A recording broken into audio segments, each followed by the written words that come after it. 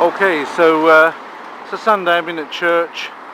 On the way back I decided that I would make a little walk, get off early and show you a few of the sights in a different part and show myself a different part. Not quite that kind of part I had in mind, thank you doggy, of Moscow. That's where the euro stands at the moment and the dollar.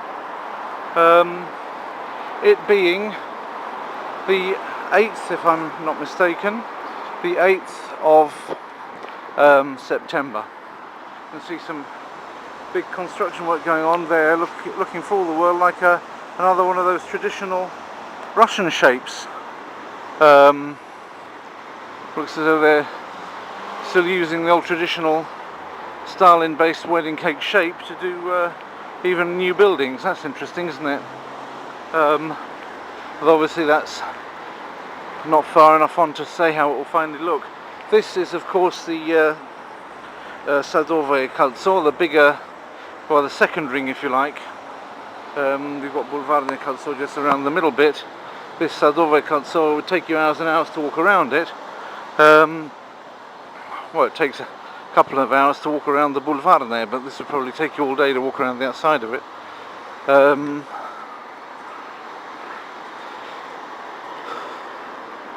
That'll be a very nice walk to do, but that's not exactly what I'm intending to do. I'm looking for the music shop I went to a couple of weeks back, 3 weeks ago in fact, and didn't buy anything then. Decided to save it up. As I come away from the road here, it will probably get a bit quieter from the traffic and I'll be able to chat a bit more freely. There's always the question of battery. The battery seems to have gone, with regards to this little machine, the battery seems to have got a lot weaker. It's nearly taken 2,000 clips, this Creative Vado.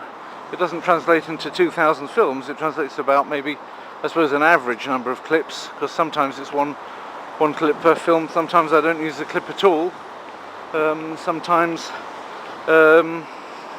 one clip may be a number of films because it's a long one, and sometimes I get 3 or 4 clips into a single film. So effectively it translates, probably the 2,000 clips may translate into about 800 films, I don't know. Maybe that's about right. But when it comes to actual what you see on YouTube, but probably about 800 I'd guess. I haven't done the count, but that might actually be an interesting thing just to do that. Not everything I do on YouTube of course is this camera, but I could go through counting the ones which use this camera, and then divide the number that there are by the time this gets to 2,000, because it's nearly on 2,000 now, by the number of films that have actually been made for it, not all of which might have been uploaded by the time it's done, so I'd have to make a bit of an estimate for the last ones. In fact, I'm still at the present time producing the ones which are in the 1,200s, 1,300s range, which are back in the China ones. Haven't finished producing the China ones, and there's ones around before and after that. There's 1 or 2 bits before, but the ones between China and the end of the year, which I'm working on at the moment here in Moscow when I've got free time. And then there's also some from China which I'm working on back at the ranch in Warsaw. I finally got to access my base of royalty-free music online that I've purchased. Let's have a burst of it. That'll do.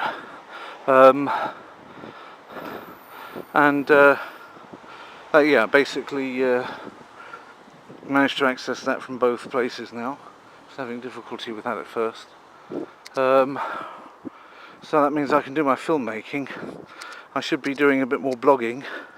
The blog has just basically had to stand still, but I'm planning to give it a kickstart in the not too distant, thanks to Victor Barrio, and also of late also Tommy Toth, two young aspiring godly young gentlemen polyglots, whom I like a lot. They look like they in the future could be really promising. I want to coach these guys as well, help them, hopefully those that use the goalless method among you. I'd really be chuffed if amongst the people that use the goalless method there are people who turn out to be really astounding, record-breaking polyglots, people that have done much more with it than I, in my ceaseless pursuit of cash for my family's needs, I hasten to add. Not that I'm that materialistic myself, I hope not. But nevertheless, that takes most of the time away from language learning, so I do it when I can do it. But when I can't, I do accountancy. Bank Arsenal. There you go, Arsenal Football Club got their own bank. That's a nice old sign as well. I do like looking at signs. Maybe one time I just do a study of the various signs up in Cyrillics. Maybe that's something I should do anyway, just for the book that I might one day write about the Cyrillic alphabet. I have in mind to write a book about the Cyrillic alphabet, not just as it's used in Russian, but then build it up as well for the way that it's used in the other languages which use Cyrillic, and then maybe as a third part, I think the first part would be to the Cyrillic alphabet as used for Russian. Second part, other Cyrillic alphabets, so things like Bulgaria, Kazakhstan, other Belarusian, Ukrainian, other languages using the Cyrillic alphabet and how they've adapted it for their own needs. So that's some Turkic languages, some Slavic languages. Possibly as well some even languages of the Farsi group. I think, is it Tajik, which is in the Farsi group. So I'll have to look into it. I don't know it all now, of course, so I'll have to research it. And then the final part would be languages which have used Cyrillic and which don't use it now, so that those who are interested in the topic can see a full history of how Cyrillic has been used. And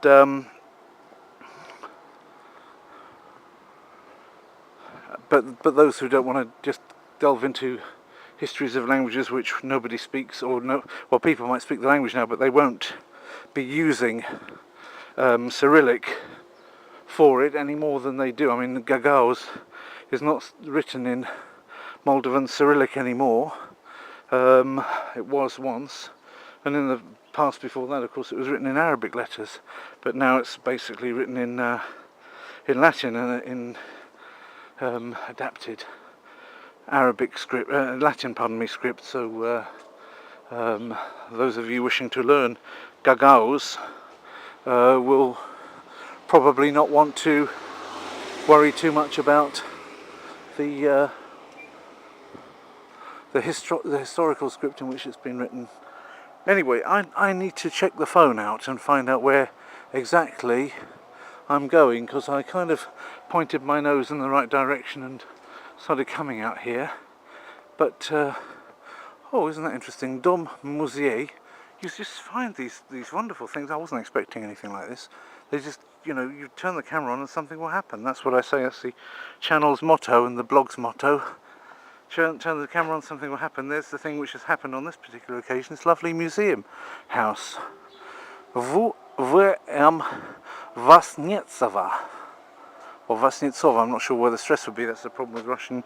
You have to know it. If you don't know whether it's Vasnetsov or Vasnetsov or Vasnetsov, I guess it's Vasnetsova. Vasnetsov's museum.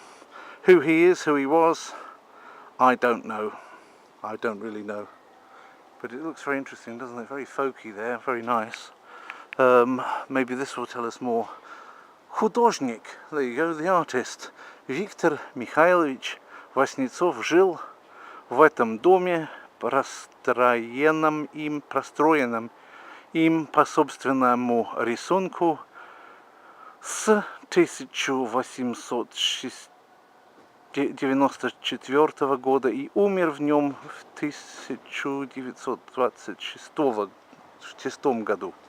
So it means the artist Victor Michalson Vasnitsov of the Vasnitzes lived in this house, which had been built by him according to his own design from 1894 until his death in it. So he actually died in it, it's probably haunted, in 1926. So there you go, he designed it, it's his design, and pretty good one it is too, I hasten to add.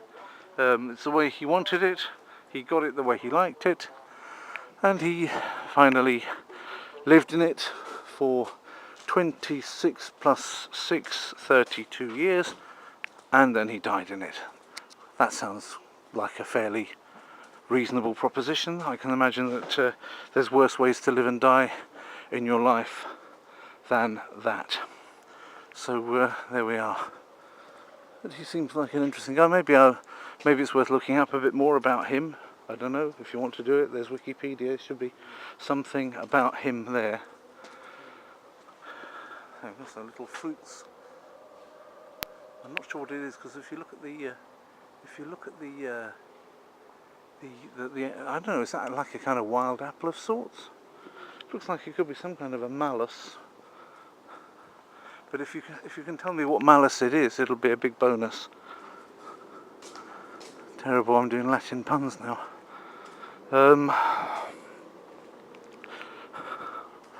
There's more of it there. It's nice. Okay. So, like I say, I'll probably have to pop this off for a moment while I find where I'm going to. So I'll see you later. Okay, I'm pretty much okay with what I'm doing now.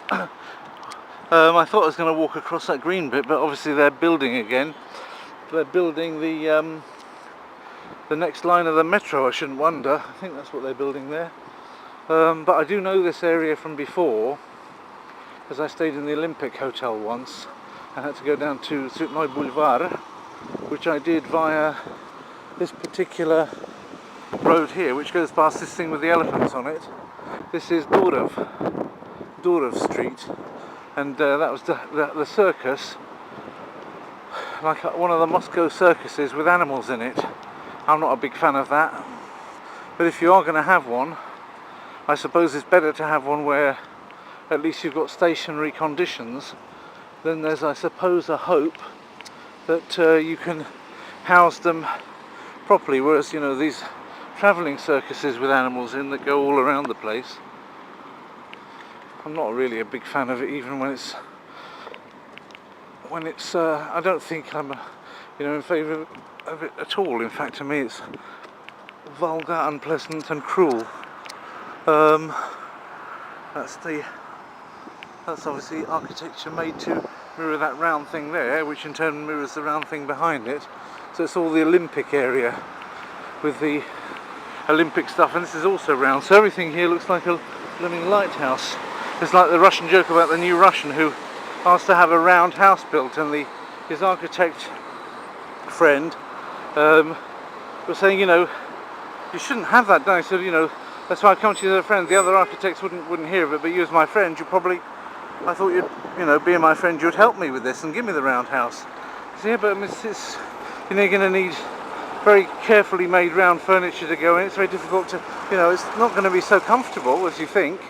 Our minds aren't really devised to cope with living in round places. The human mind works in tables and squares and things like that, rectangles. So why do you want to have it differently? I can't advise you to do it for your house. People have functional buildings that have that shape, but for living in it, I don't advise it. I said, well, just do it, can you? I really need this. And he said, well, all right, I'll do it. I promise I'll do it. But just out of interest, just tell me, we are friends, just tell me why you want to have your house completely round with rounded walls like this. And the new Russian goes, well, I've met a new young lady, and you know, she's really beautiful and she's really hot, fiery and what have you, and she's everything I ever wanted, and she's agreed to marry me. And the architect says, well, that sounds great. He says, yes, but there's only one problem. Her mother said to me, Sonny, are you sure when you get married that there won't be a little corner for me in your new house? So there you go, it's the way I'm telling them, as Huliganov says. So these are the things which they are promising there. Performing seals. Maybe it's a polyglot performing seal. If you haven't seen the polyglot performing seal video, please have a look at it, it's a scream. Musée, with the tortoise there, showing the age of the things in it. And Kassa, this being the rhinoceros, because that's where they charge you. It's a bit of a image pun there. And the other thing is that it only actually works in English, because in Russian the charging of a rhinoceros is a completely different verb to the charging people money. This, I think, is your Durov himself, the guy that invented this sick show. And but it's like a kind of old museum, with like a Skansen as they call it, with the, you know, that kind of imagery, old Soviet style, 1930s, 1940s style. There you go. They've repeated the joke there in case we didn't get it the first time. The rhinoceros charging in the cash desk.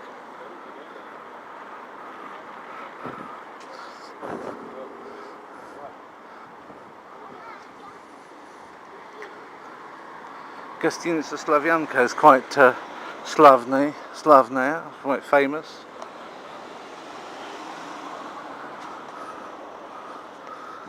The old Olympic swimming pool up there.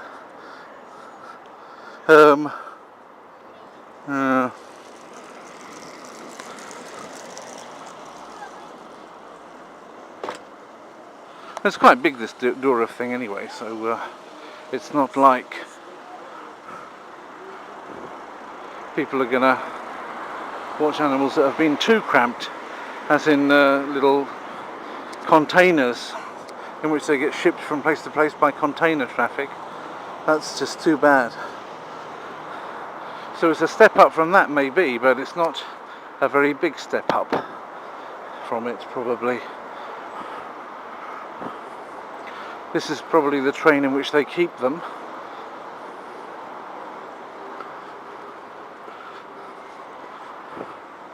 I wonder if we'll see any going by, as we go by, that is. Well, not really. Seems for all the world just to be an allotment rather than anything else. I was half expecting to see elephants and things like that nosing about in there. If that's what they're offering, then where are these elephants?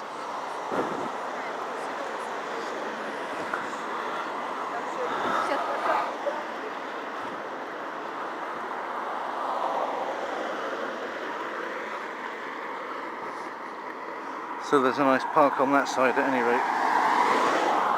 And I'm not far from where I need to go. I see these tram lines are the lines which go pretty close to where I'm going, so I just have to follow up there.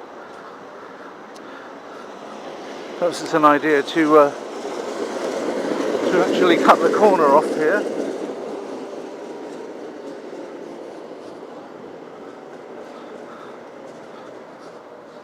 May not be strictly legal, but you know, this thankfully is a country that doesn't take those things all that seriously. Britain, I often wonder whether this would be the case when I was even here before.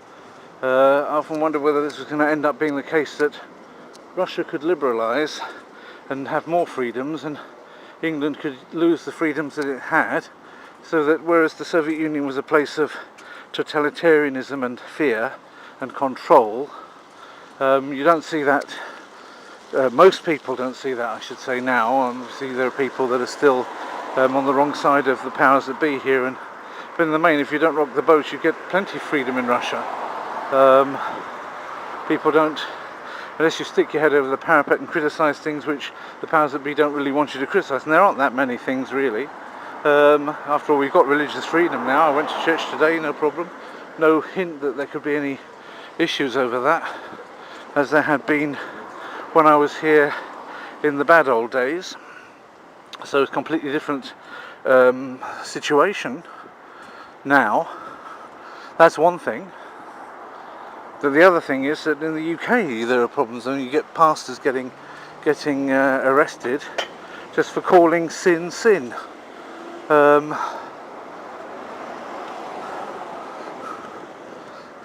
Freedoms to preach the gospel. You know, you get incarcerated if you preach the gospel in the wrong place now in the UK. So it's not all fun, and it's not all going in the right way, but it's going in the way that you would expect if you read the Bible and see the way that the end times are likely to pan out.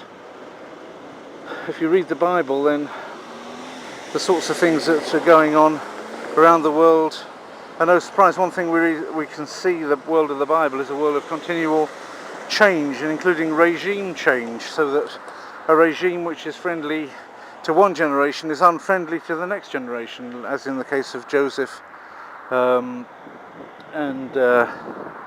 what happened afterwards to the people of the tribes of Jacob that went to live in Egypt, and how they had to come out of Egypt, and how pretty much the reverse happens in the case of our Lord Jesus Christ, how he flees to Egypt from an unfriendly regime in the Roman province which covers where Israel historically was and is today. This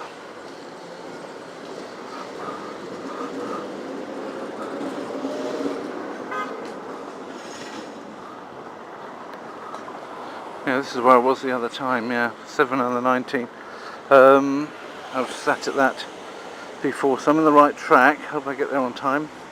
When he was a baby, he fled to Egypt, and then was able to return after the death of Herod, echoing, of course, the history of the people of Israel in his own person. So we know that regimes change around, and what's totalitarian and unfriendly one generation will be more friendly the next, and vice versa. But we also know from the Bible that there is somebody going to arise who will claim world government, and who won't brook any diversions from the requirement to bow down to him and accord him the worship due only to Jesus Christ. Therefore, Christians will start to be, well, probably guillotined is the likely main punishment to be applied there. Guillotining is actually, I suppose, one of the more humane ways of killing somebody, although it doesn't look it. And so probably they'll use that fact to bring it in, as they did in the French Revolution. Once you sever the head from the body, you don't feel the pain around the neck here. Is actually not a place of great pain. So although it's probably no doubt extreme distress to have the body cut off from the head, I dare say that the shock of it would simply send you unconscious, without as much pain as many other ways of. And I can imagine the electric chair is absolutely the last few seconds of your life in excruciating agony. I can't see anything humane about that. I have no idea how it works with these various chemical ways they dispatch people. But anyway, of these ways, if I had to be executed for Christ, I would prefer to be guillotined, as it says that those who are beheaded for the cause of Christ will rule over cities. I quite fancy that, although I don't deserve it, of course. And certainly I can't think of any better reason to die. You know, you can die from an accident, or die from stupidity, or you can die for the testimony of your Creator and Redeemer. So, you know, bring it on is what I say. If you're listening, Antichrist, first of all, fuck you, okay? And secondly, bring it on.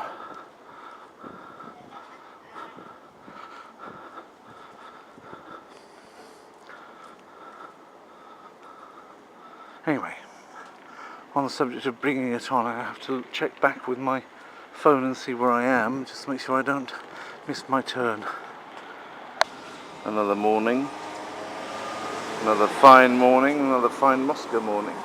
And here we go, another fine poster here at the bus stop, or tram stop, trolleybus stop. It's Albano and Romina Power. Remember this guy? For those of you who don't remember his face, I'll sing you a couple of bars or something, and then you might know who this is. Smelly chita, diddle diddly diddly diddly smelly chita. You remember it? That's right. These guys were the ones to originally sing Smelly Chita, and here they are again. Они снова споют Felicita вместе. They're going to come to Crocus City Hall, and in October they're going to come, and they are going to. There's also going to be a number of other Italians as guest acts here, including Toto Cutugno,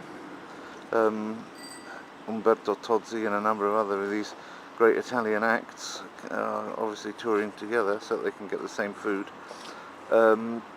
Just goes to show, doesn't it, that you can get a lifetime's career off a single song if you get the right song. That's why I don't go a bundle on this protection of digital rights for music and paying these folk. They should either be doing more songs, or they should be doing what this guy does. They should be coming to Moscow and making a nice concert so that people can have fun. Full power to him for that. Full Romina power.